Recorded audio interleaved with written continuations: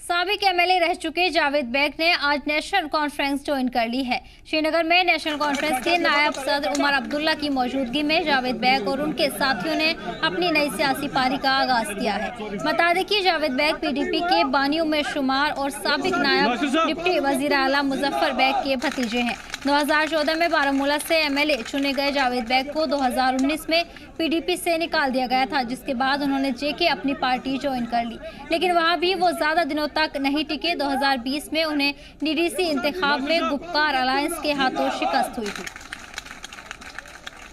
मैंने मुनासिब ये समझा कि मुझे उमर साहब और फारूक साहब और नेशनल कॉन्फ्रेंस के साथ काम करना चाहिए और आने वाले जो मेरी ज़िंदगी है 20 साल है 25 साल है, ये आप मुझे देखेंगे मुस्तकिल मिजाजी के साथ नेशनल कॉन्फ्रेंस की शाना बिशान। हमारा इल्हाक हिंदुस्तान के साथ हुआ है, तब से इस तरह के दौरे होते रहे हैं, आइंदा भी होते रहे। मैं कल से अपनी यहाँ जो हमने आना था, मैं उसकी तैयारी में लगा हुआ था।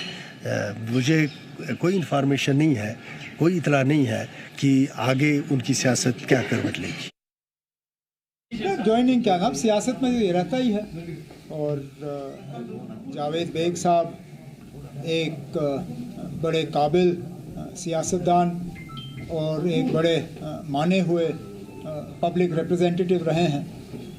मैंने अपनी तकरीर में भी आज कहा कि इस बात के बावजूद कि जब कभी हमने असेंबली में उनकी तकरीरें सुनी तो निशाना उनका नेशनल कॉन्फ्रेंस ही रहता था, लेकिन उनके बोलने का अंदाज़ ऐसा होता था कि बाहर निकल के, हालांकि हमारी मुखालफत ही होती थी वहाँ पे, हम तब भी उनकी तकरीरों की तारीफ़ करते थे।